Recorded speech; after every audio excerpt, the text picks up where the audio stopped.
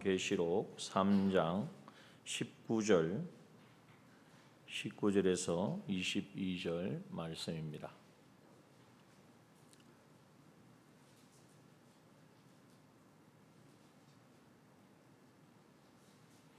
요한계시록 3장 19절에서 22절 말씀 봉독합니다. 무릇 내가 사랑하는 자를 책망하여 징계하노니 그러므로 내가 열심을 내라 회개하라. 볼지어다 내가 문 밖에 서서 두드리노니 누구든지 내 음성을 듣고 문을 열면 내가 그에게로 들어가 그로 더불어 먹고 그는 나로 더불어 먹으리라. 이기는 그에게는 내가 내 보좌에 함께 앉게 하여 주기를 내가 이기고 아버지 보좌에 함께 앉은 것과 같이 하리라. 귀 있는 자는 성령이 교회들에게 하시는 말씀을 들을지어다. 아멘. 오늘 이 밤에도 하나님의 크신 은혜와 평강이 우리 치열한 삶의 현장 가운데 믿음으로 살아내기를 소원함으로 이 밤에도 주님 앞에 나온 우리 모든 믿음의 지체들 위해 충만하시기를 주님의 이름으로 축원합니다. 요즘 우리 세상을 살아가는 데 있어서 참 예전에도 그랬지만 많이 힘들다 어렵다 하는 이야기들을 많이 합니다. 우리 청년들도 정말 이 앞으로의 진로를 위해서 준비를 하고 또 학교를 또 졸업을 하고 그 이후에도 또 어디를 취업을 할까 여러 가지 많은 고민 가운데 또 그것을 위하여 잘 준비하고 있는 줄 압니다. 가정을 책임지는 가장들도 그 삶의 무게가 또 얼마나 무거운지요. 그래서 정말 노심초사하면서 또 하나님께 기도하면서 인도함을 받고 살아가는데 그런데 생각지 못한 많은 어려움들을 우리가 겪기도 하고 또 생각지 못한 사건들을 우리가 만나기도 합니다. 그럴 때에 그리스도인으로서 그 모든 우리의 삶에 찾아오는 어려움, 공고함, 때로는 고난, 또 하나님께서 우리의 믿음을 향상시켜 주시기 위한 시험, 그 모든 것은 참 우리가 성경에서는 여러 가지 시험을 받으면 기쁘게 여기라 이렇게 말씀하셨지만 또 실제 그 상황을 만나보면 선뜻 이 기쁨, 감사보다는 왜 이럴까 원망하기도 하고 사람을 원망하기도 하고 시대를 원망하기도 하고 또 가정을 원망하기도 하고 또 때로는 그 원망에서 다른 사람 누구만 없었으면 누구만 도와주었으면 다른 사람의 탓을 하기도 합니다. 여러분 오늘 우리가 이 본문의 말씀을 통해서 하나님은 분명히 우리에게 말씀하여 주고 있습니다. 우리의 삶에 일어나는 크고 작은 모든 일들 때로는 힘들고 공고하고 좌절할 수밖에 없는 그 어떤 상황까지도 어쩌다가 우연히 누구에 의해서 우리에게 찾아오는 것이 아니라 전적 하나님의 주권 아래에 있으며 그 모든 것은 하나님의 사랑에서부터 시작되었다 하는 것입니다.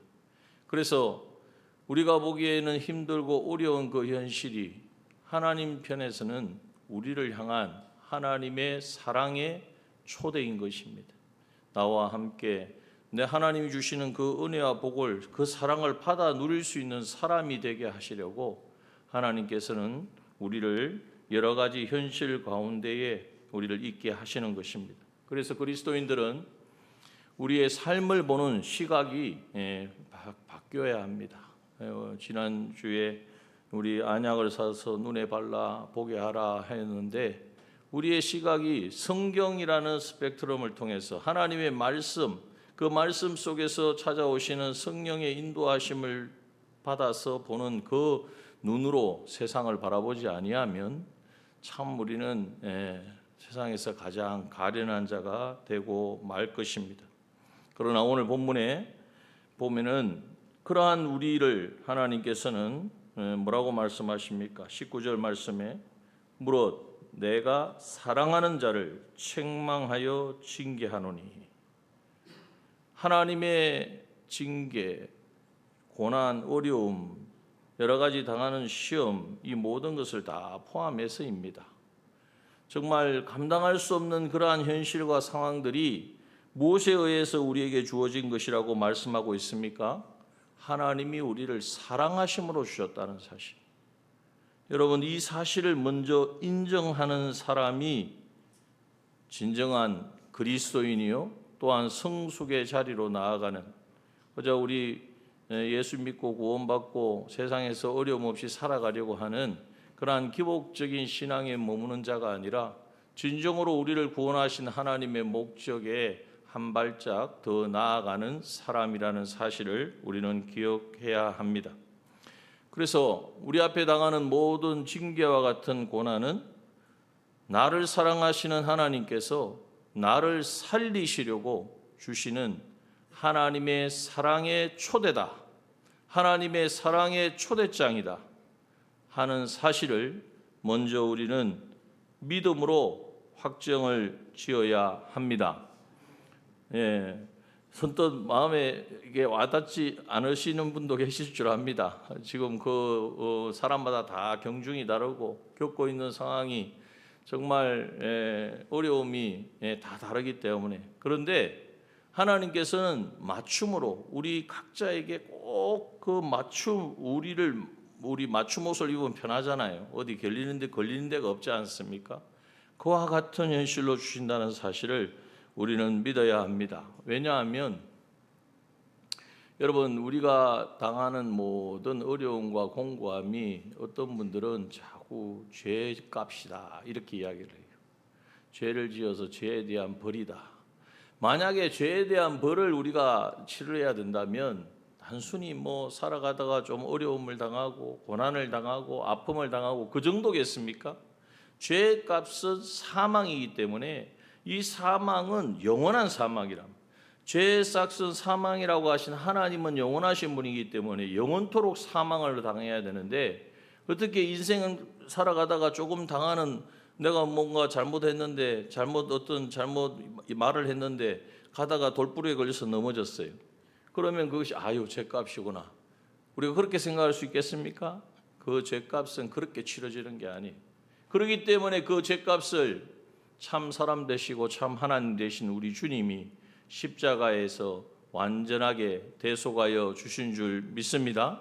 그러면 우리가 당하는 어려움은 뭐냐? 오늘 본문에 말씀하시잖아요. 책망하여 징계하신다고. 그 목적이 뭐냐? 사랑하시기 때문에 그렇다고. 우리를 사랑하시기 때문에 이제는 우리가 때로는 책망을 당하고 또 징계를 받는 것 같은 그러한 마음, 그 생각이 들지만 그럴 때 우리는 즉시 깨달아야 됩니다. 하나님이 지금 나를 사랑의 초대를, 내가 하나님과의 사랑의 관계를 회복하라고 나에게 초대장을 보내셨구나. 이 사실을 우리가 깨닫고 이 눈으로 바라볼 수 있어야 돼요. 다윗이 압살롬에게 쫓겨갈 때에 시므이가 보고 뭐라고 그랬습니까? 손에 그 피를 흘린 자여, 비루한 자여, 가거라 이러면서 따라다니면서 계속 따라다니면서 저주를 했습니다. 나중엔 돌도 던지고요, 티끌도 날리고요. 그럴 때에 다윗을 호위하던 병사들이 저 목을 내가 베어오겠습니다. 당연히 그렇죠. 그래도 왕인데 아무리 지금 압살롬에게 쫓겨 피난 가지만 왕 앞에 그렇게 말을 하는 그 시므이가 왜 그렇게 했냐면 사울의 후손이거든요. 사울 왕이 이제는 폐위가 됐는데 다윗 때문에 그렇게 됐다라는 거죠. 다윗이 지금 쫓겨가니까 잘 됐다 이런 거예요. 네가 지금 네 죄값이다. 그때 다윗이 뭐라고 말합니까?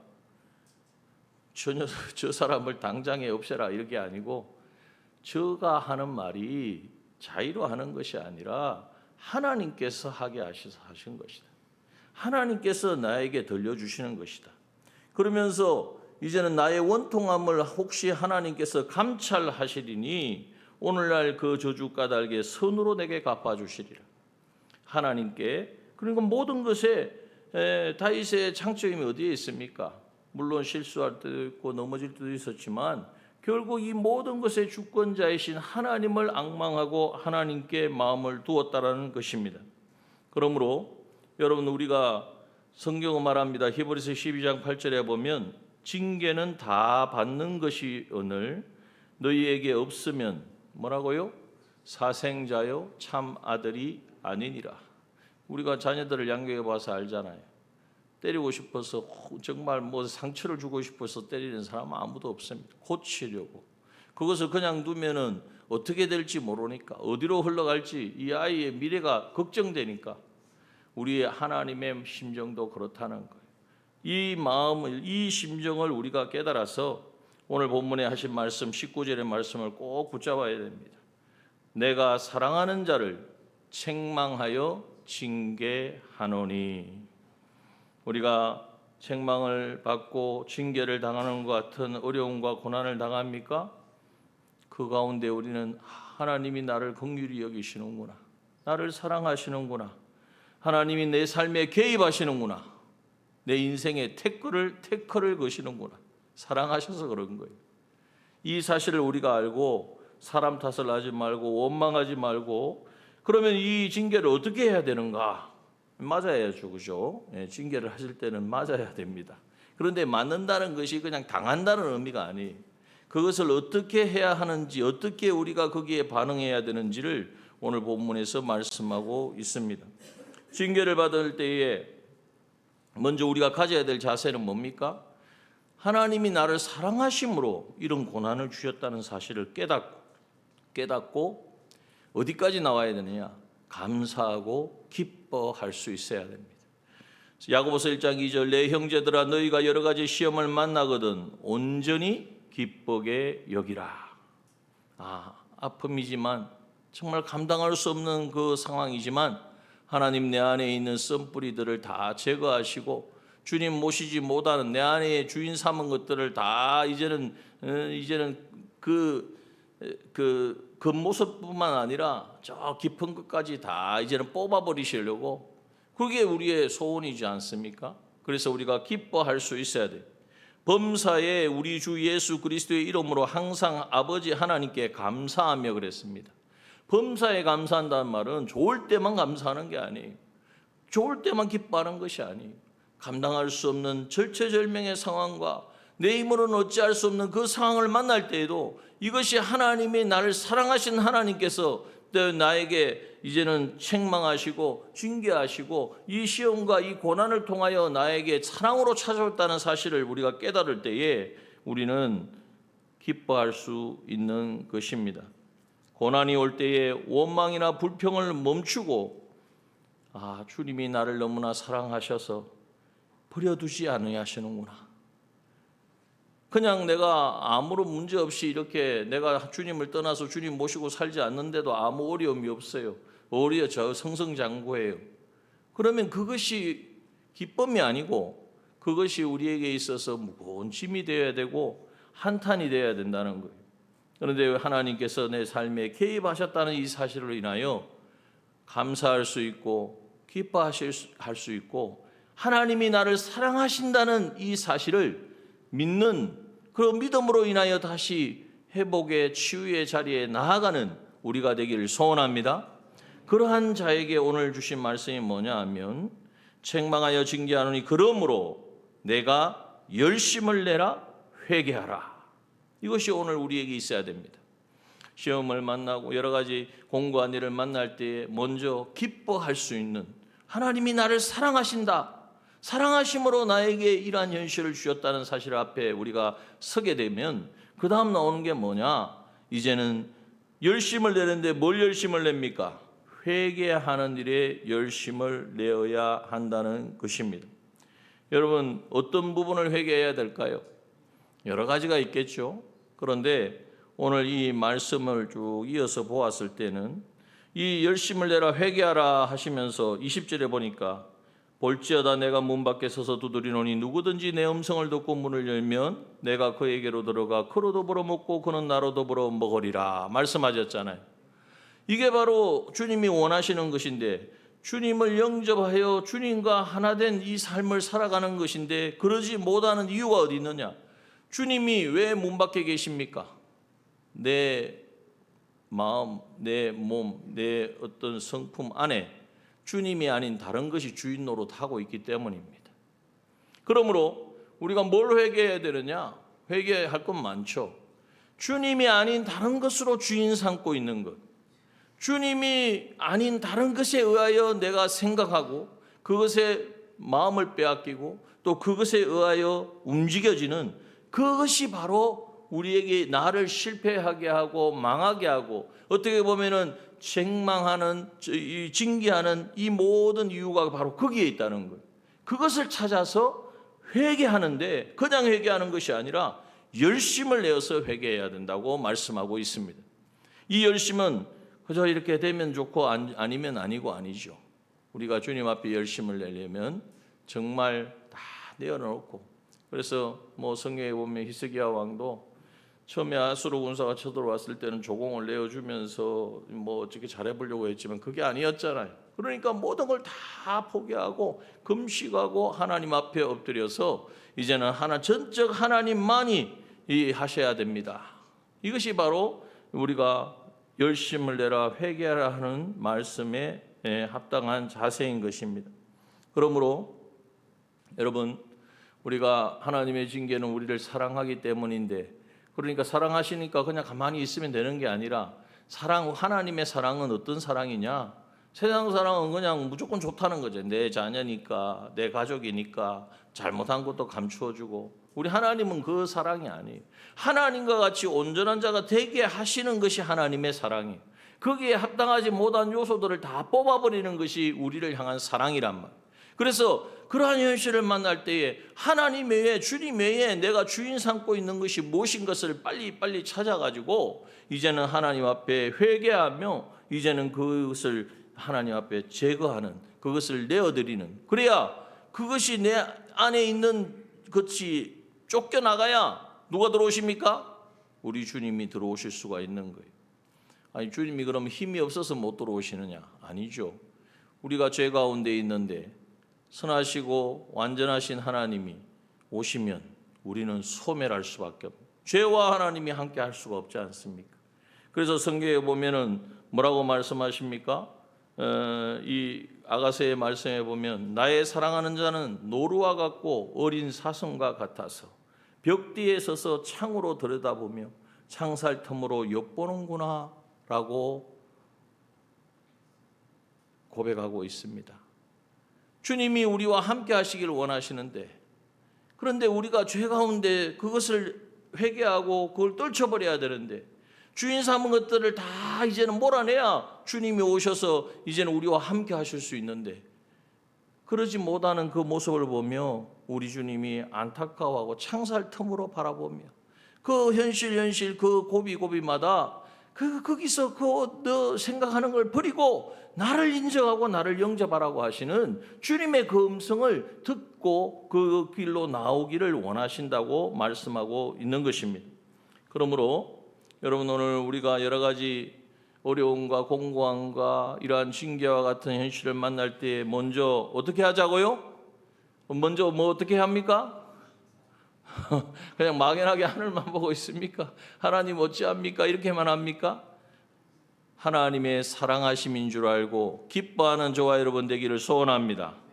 또한 이제는 회개해야 돼요. 주님이 내 안에 계시면 그런 일도 일어나지 않아요.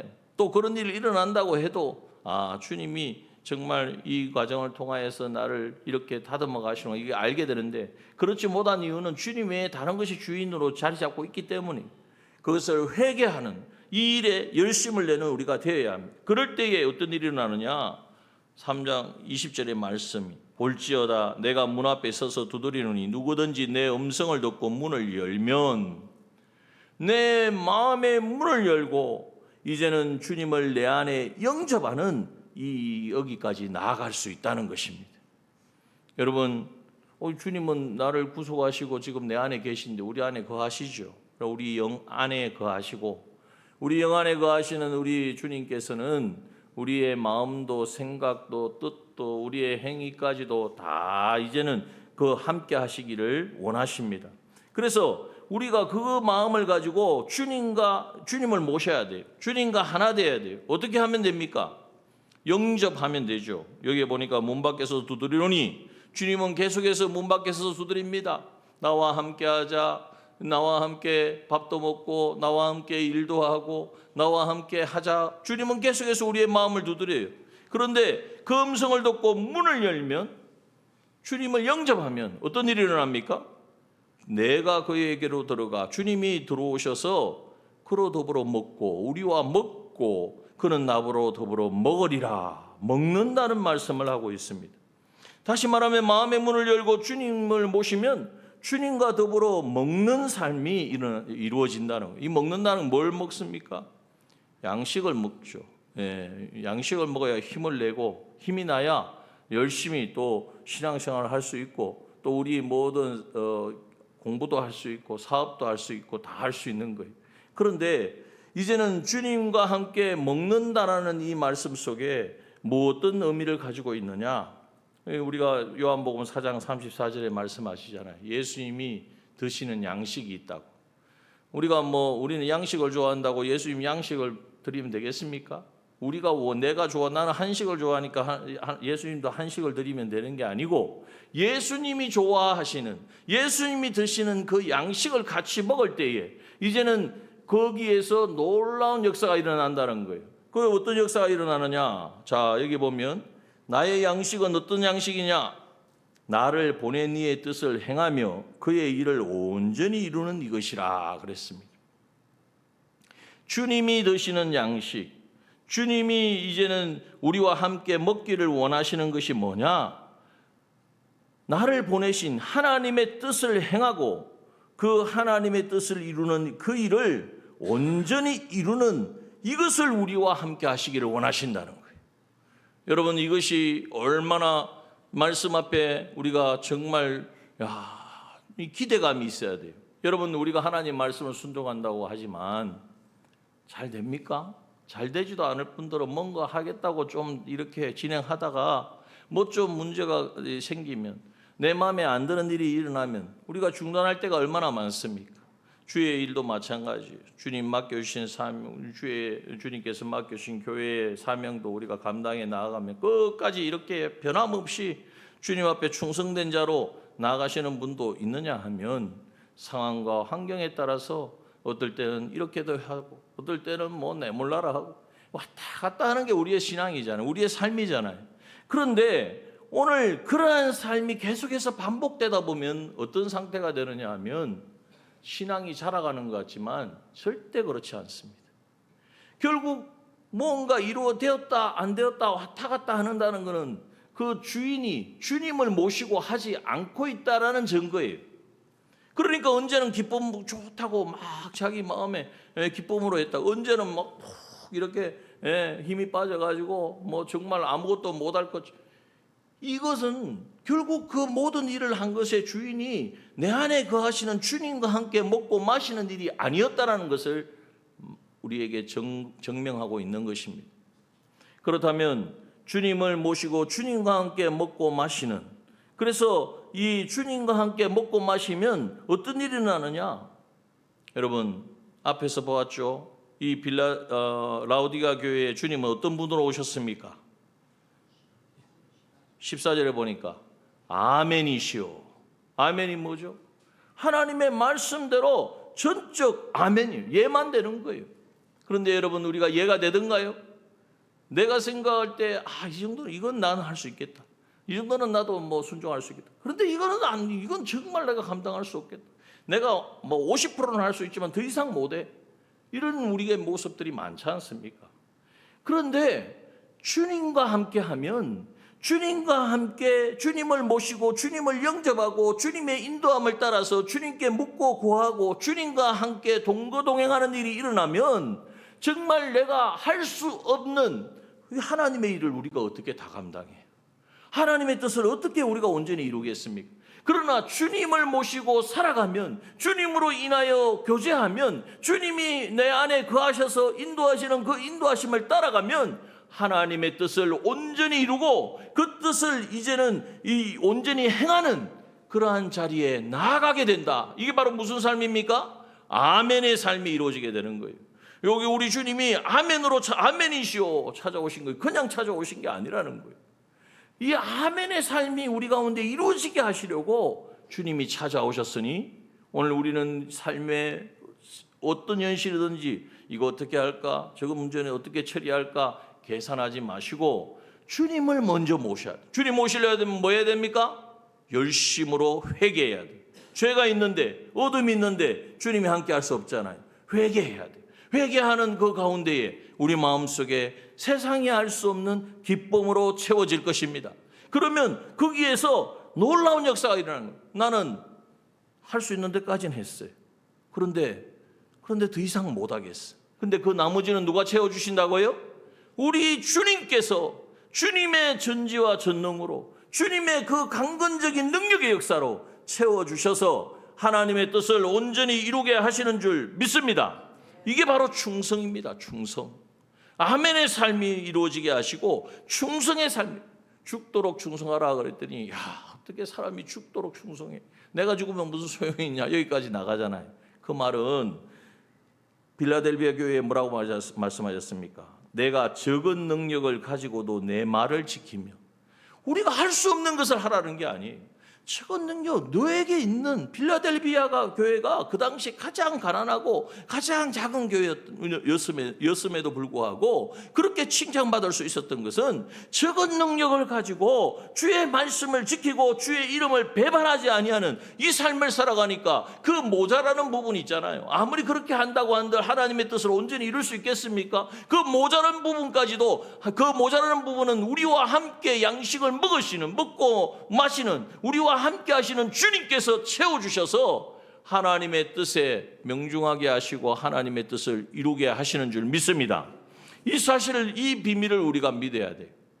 그래서 마치 하나님이 우리를 앵벌이 시키는 분이 아니란 말이에요. 내가 너를 구원했으니까 너는 나한테 이만큼 해야 되지 않냐? 네가 그렇게 한다고 해서 내가 너한테 준 거에 비하면 너 아무것도 아니다. 이런 말씀하는 분이 아니에요. 세상적인 그런 관점으로 자꾸 하나님을 대하니까 우리가 하나님을 의심하게 되고 또 어려운 상황이 되면 하나님 전적 하나님께 모든 것을 맡기고 그래야 되는데 거기서 멈칫멈칫 한단 말이에요. 그러므로 오늘 이 말씀 그대로입니다. 문 밖에 서서 주님을 문 밖에 세워두면 되겠습니까? 안 되겠습니까? 우리가 찬양했잖아요. 문 밖에 세우더니 참나의 수치라. 주님은 내 밖에 문을 두드리는 것이 주님의 위치가 아니고 내 안에 계셔서 나의 주인이 되셔서 나를 다스리고 나를 통치하시고 주님이 무슨 말씀을 하시든지 그 말씀에 나는 예가 되어지고 충성이 되어지는, 그래서 결국 정인의 삶을 살아가는, 누구든지 나를 볼 때에 저 사람이 정말 주님과 함께 하니까 저 사람이 보니까 하나님이 주님 예수님이 어떤 분인지 알겠다라고 하는 그러한 정인의 삶의 자리에까지 나아가야 될 줄 믿습니다. 그럴 때에 어떤 일이 일어나느냐? 여기에 보면 우리가 예수님이 뭐라고 그랬어요? 하나님의 창조의 근본이시니가 그랬습니다. 창조의 근본이라는 것은 모든 것을 창조하신 분이고 모든 것의 주권을 가지신 분이고 그 뜻대로 이루시는 분이라는 거예요. 그 주님이 내 안에 함께 하시는데 나와 먹고 마시며 하나님의 뜻을 내가 이루는 데 있어서, 여러분 하나님의 뜻을 우리가 순종하는 데 있어서 얼마나 되겠어요? 하나님이 100이라면 내가 한 10이나 되겠습니까? 그러나 그 작은 것이라도 내가 순종할 때에, 거기에 충성할 때에 나머지 90은 우리 주님이 채우셔서 우리 하나님 창조의 근본이 되신 우리 주님께서 이제는 함께 하심으로 하나님의 하시고자 원하시는 우리의 구원도, 우리가 온전해지는 것도, 내가 이제는 정말 하나님의 백성답게 사는 그 모든 일들이 가능하여지고 이루어지는 줄 믿습니다. 여러분, 이 사실을 우리가 굳게 믿어야 돼요. 그래서 주님을 영접한다는 것은 단순하게 우리가 예수 믿고 구원받고 주님이 내 안에 계시는 이걸로 생각하면 안 돼요. 내 안에 거하시는 주님이, 그 주님이 정말 나의 주인이 돼요. 여러분, 주 예수보다도 귀한 것은 없네. 우리가 찬양을 얼마나 많이 해요. 주님만이 나의 전부이십니다. 주님만이 나의 왕이십니다. 고백을 하잖아요.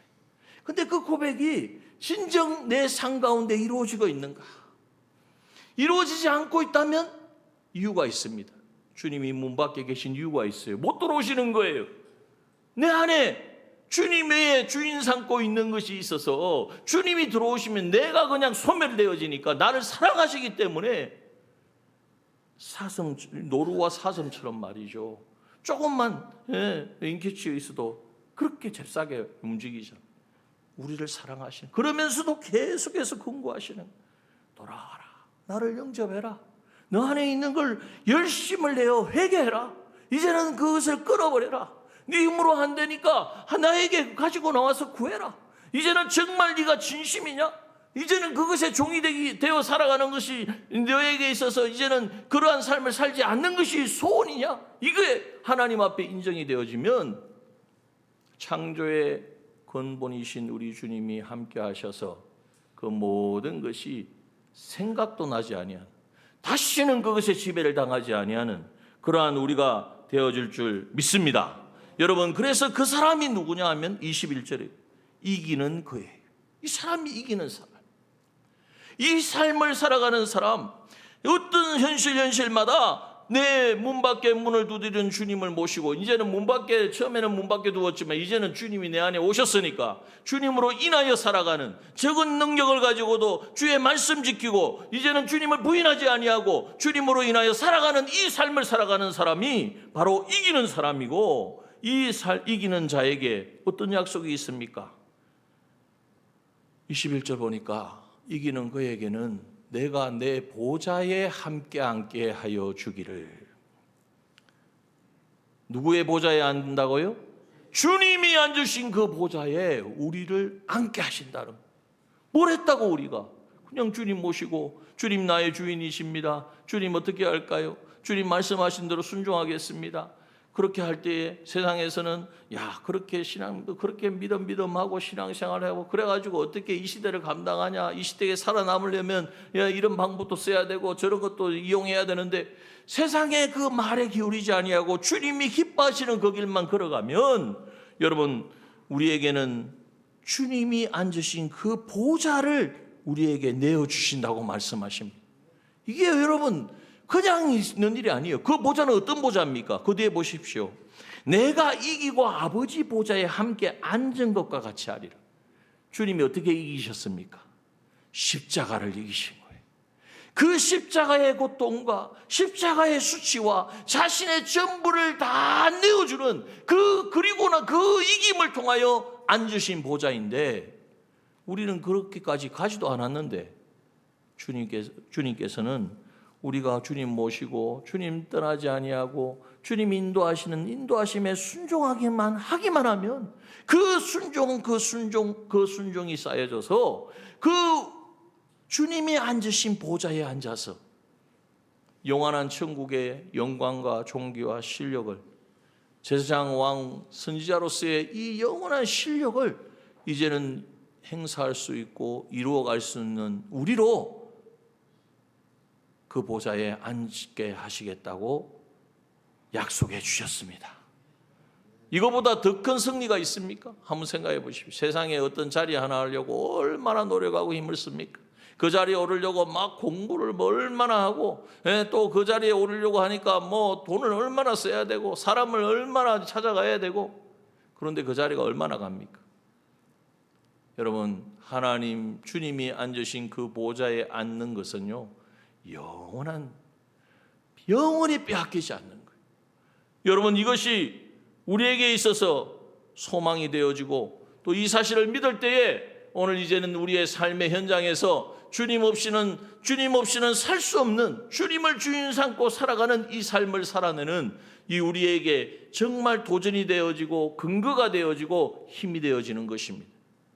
여러분, 오늘 이 원문의 말씀을 통해서, 그래서 우리 남정의 모든 지체들은 이기는 자가 되어서 이제는 아멘이, 그냥 말로만 아멘 하시면 안 돼요.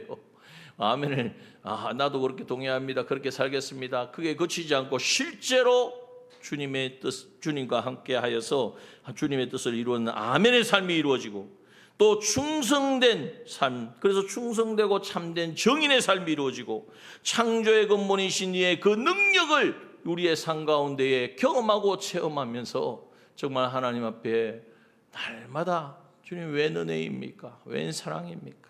책망받고 정말 이렇게 정말 아무 의미 없이 살아갈 인생인데 그 사랑으로 찾아오셔서 이끌어 주시고 이제는 이 책망을 주님의 사랑으로 알고 기뻐하고 이제는 열심을 내어서 내 안에 주님 아닌 다른 것을 다 회개하고 이제는 주님과 하나 되어 살아가기를 힘쓰는 여러분 이거 한번 시작해 보십시오.